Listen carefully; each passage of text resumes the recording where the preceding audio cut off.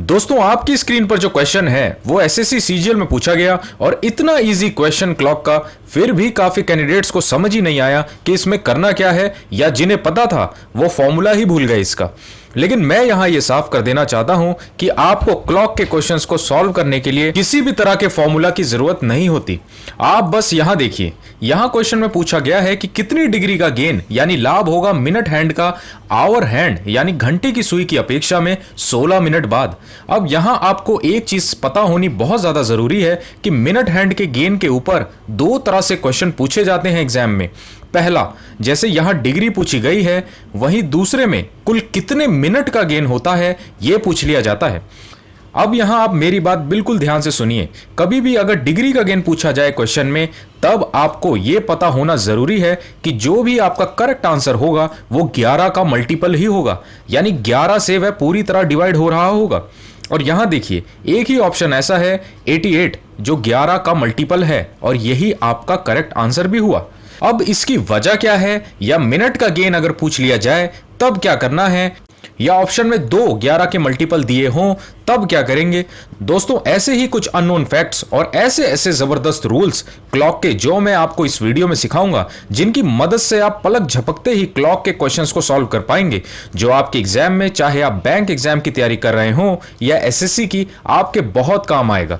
जैसे ये क्वेश्चन देखिए, आप बैंक पीओ में पूछा गया, और ऐसे क्लॉक के सवालों का भी सबसे तेज तोड़ आपको सिखाऊंगा जो शायद ही आपने कभी पढ़ा होगा। हेलो फ्रेंड्स, आप में से जो लोग मुझे नहीं जानते, मेरा नाम नीरो है। मैं काफ़ी सालों से गवर्नमेंट कॉम्पिटिटिव एग्जाम्स की प्रिपरेशन करवा रहा हूं। मेरे स्टूडेंट्स इनकम टैक्स डिपार्टमेंट जैसे काफ़ी गवर्नमेंट डिपार्टमेंट्स में पोस्टेड हैं। अगर आप इस चैनल पे नए हैं तो ज़रूर सब्सक्राइब कीजिए और बेल आइकन को प्रेस कीजिए। तो चलिए शुरू करते हैं आज का सेशन। दोस्तों सबसे पहले कुछ जरूरी फैक्ट्स और बातें घड़ी के बारे में जान लेना आपके लिए बेहतर है। जैसे यहां छोटी सुई को हम आवर हैंड यानी घंटे की सुई बोलते हैं, वहीं बड़ी वाली सुई होती है मिनट की सुई। अब यहां एक बात समझिए कि मिनट की सुई एक घंटे में वापस अपनी जगह आ जाती है पूरा सर्कल घूमकर। इससे यह पता चलता है हमें कि एक घंटा यानी 60 मिनट में मिनट सुई पूरा 360 डिग्री कवर करती है। और जिन्हें नहीं पता उन्हें मैं बता दूं कि सर्कल 360 डिग्री का ही होता है, और घड़ी भी एक सर्कल ही है जिस पर दोनों सुइयां एक फिक्स्ड एंगल और ड्यूरेशन पर चलती हैं। अब जैसे यहां 60 मिनट में मिनट वाली सुई पूरा 360 डिग्री कवर करती है, इसका मतलब यह हुआ कि एक मिनट में वह सिर्फ 6 डिग्री ही चलती है। अब ये 6 डिग्री का मतलब आप यहां घड़ी से ही समझिए।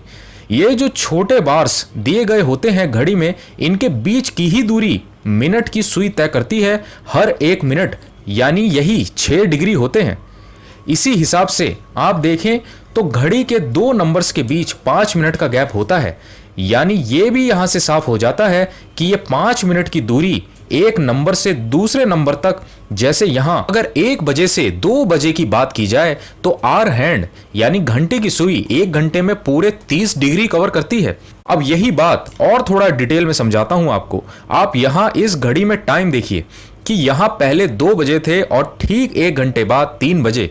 अब आपने ध्यान दिया हो तो मिनट की सुई 12 से स्टार्ट होकर वापस 360 डिग्री का चक्कर लगाकर 1 घंटे में वापस 12 पर आ गई, लेकिन यह घंटे की सुई 2 से शिफ्ट होकर 3 पर आ गई, यानी पूरी 1 घंटे में सिर्फ इसने 30 डिग्री का सफर ही तय किया।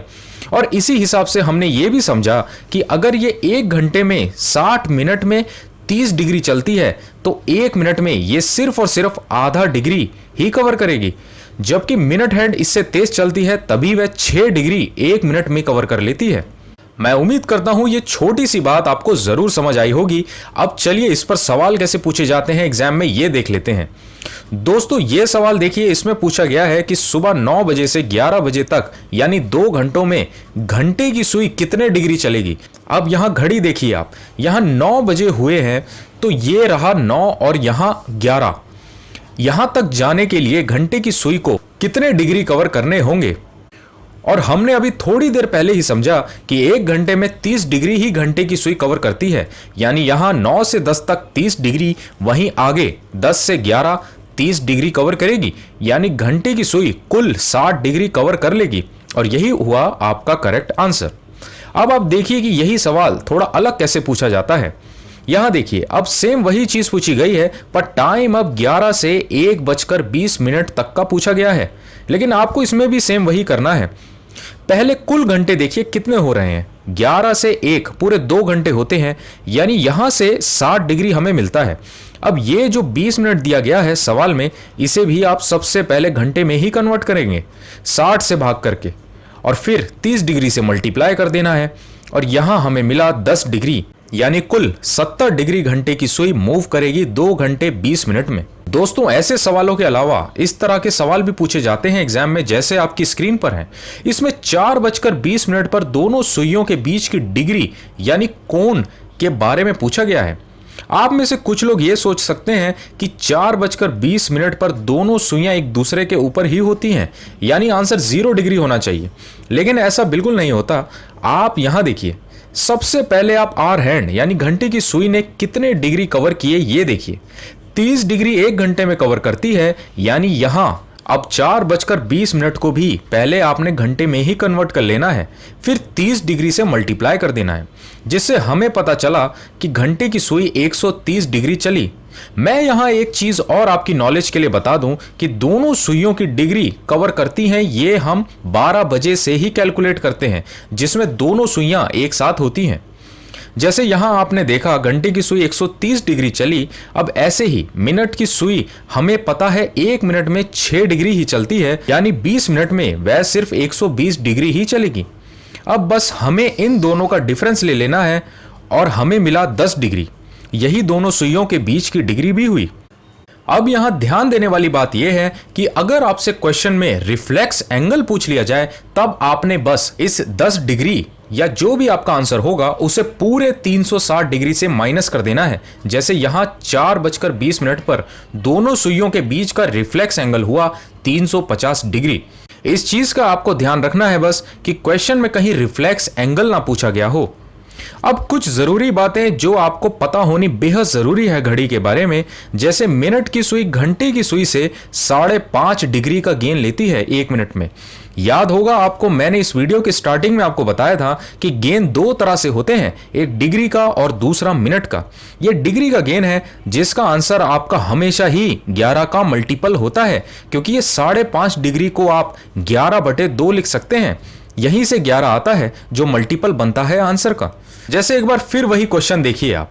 अब यहां 16 को हमने 5.5 डिग्री से मल्टीप्लाई किया तो 88 डिग्री ही आया।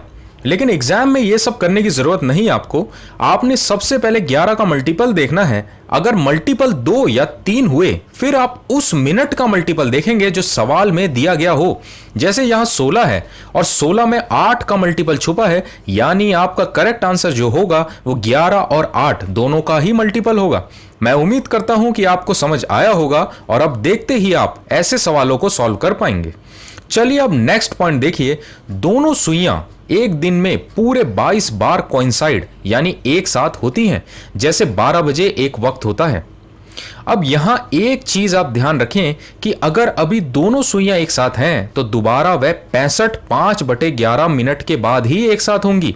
अब ये कहां से आया आप ये भी समझिए। यहां देखिए, 1 घंटे में मिनट की सुई 55 मिनट आगे रहती है घंटे की सुई से, और यही मिनट का गेन भी होता है।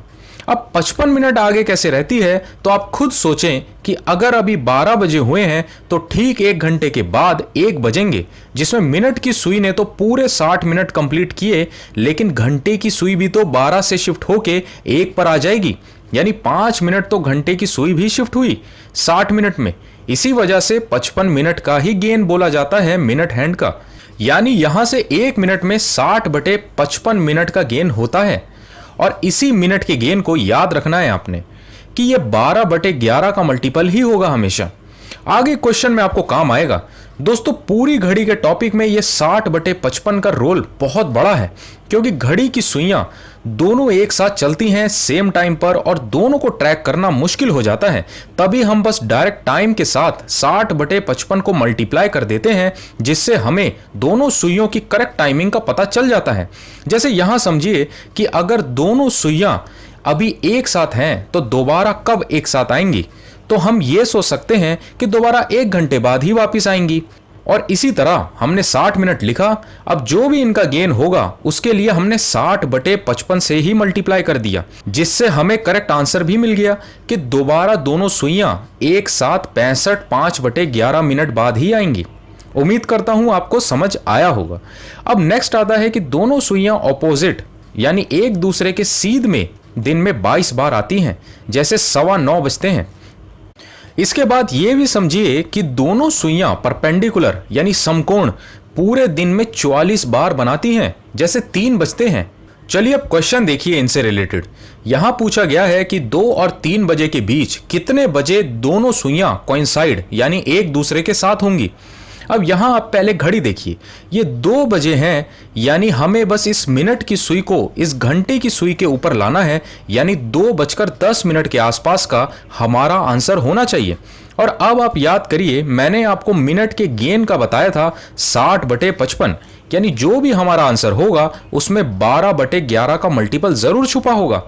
और इन्हीं दोनों वजह से आप देखें कि 2 ऑप्शन तो वैसे ही हट गए, क्योंकि एक में डिवाइड 15 से हो रहा है जबकि 11 से होना चाहिए, और दूसरे में 3 बजे के बाद का टाइम दिया गया है जबकि सवाल में 2 से 3 बजे के बीच का ही पूछा गया है।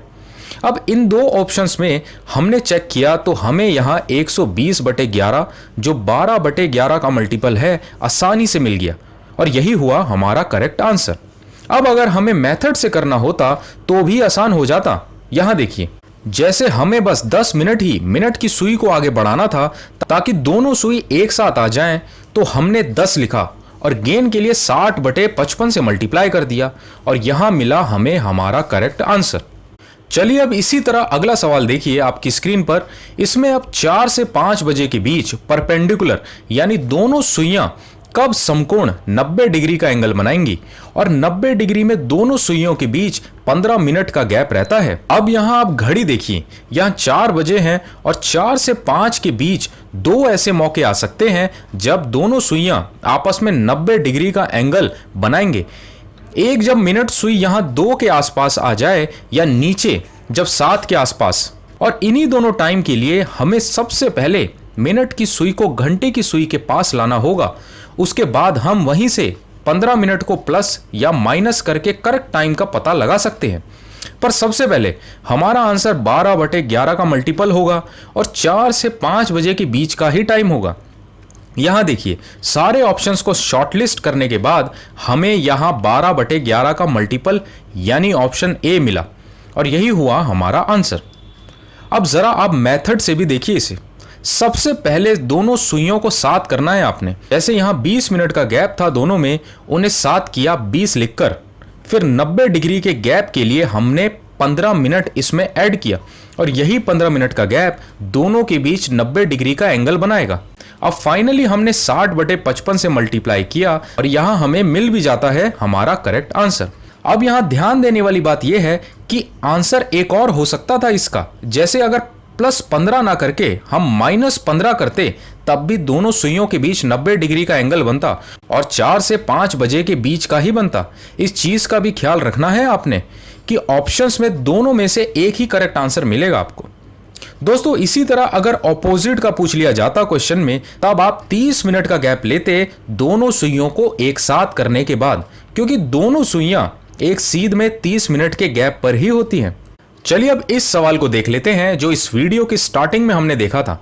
दोस्तों इस तरह के सवालों को आप अपने कॉमन सेंस से ही चुटकियों में निकाल सकते हैं। जैसे यहां देखिए, बोला गया है कि हर 3 मिनट में 5 सेकंड घड़ी आगे हो जाती है, और अभी सुबह के 7 बजे हुए हैं। उसी दिन सेम डे 4:15 का मतलब जब 4:15 बज जाएंगे तो उस समय करेक्ट टाइम क्या होना चाहिए, क्योंकि घड़ी तो आगे चल रही है और यहां 9 घंटे 15 मिनट का गैप है। यानी ये बात तो यहां से साफ है कि आंसर जो भी होगा वो 4:15 से पहले का ही होगा, क्योंकि वैसे ही घड़ी आगे चल रही है। और इस हिसाब से ये दोनों ऑप्शन तो कट ही हो जाते हैं। बस ये 2 ऑप्शन बचते हैं हमारे पास। अब दोस्तों आप ये देखिए कि हर 3 मिनट पर सिर्फ 5 सेकंड कोई घड़ी आगे चल रही है, तो वह इतनी ज्यादा आगे नहीं चलेगी कि 9 घंटों में करेक्ट टाइम से 2 या 3 घंटे का फर्क आ जाए। हो ना हो 4:15 से कम, लेकिन 4 बजे के आसपास ही आपका करेक्ट आंसर होगा। और ऑप्शन में बस 4 ही ऐसा ऑप्शन है जो सबसे सटीक हो सकता है और यही आपका करेक्ट आंसर भी है। अब मान लीजिए कि आपको फिर भी कंफ्यूजन रहे तो यहां देखिए 3 मिनट में 5 सेकंड आगे चल रही है, यानी दोनों तरफ 20 से मल्टीप्लाई करने पर यह पता चल सकता है कि 60 मिनट यानी 1 घंटे में यह 100 सेकंड आगे चल रही है। अब यहां आप सिर्फ घंटे देखिए, कितने घंटे हैं? 9 घंटे, यानी 1 घंटे में अगर 100 सेकंड आगे चल रही है तो 9 घंटों में 900 सेकंड होंगे। और इसे अगर मिनट में कन्वर्ट किया जाए 60 से डिवाइड करके तो हमें मिला 15 मिनट फास्ट जो घड़ी चल रही है, यानी ये यहां से 15 मिनट ही वो टाइम है जो घड़ी ने एक्स्ट्रा कवर कर रखा है, यानी हमारा करेक्ट आंसर 4 PM ही हुआ। तो दोस्तों इसी के साथ होता है क्लॉक का सेशन कंप्लीट। मैं उम्मीद करता हूं आपने हमेशा की तरह आज भी कुछ नया सीखा होगा जिससे आपको काफी फायदा मिलेगा। आप अपने व्यूज नीचे कमेंट्स में जरूर बताएं। अब हम मिलेंगे नेक्स्ट सेशन में एक और धमाकेदार वीडियो के साथ। तब तक के लिए जय हिंद।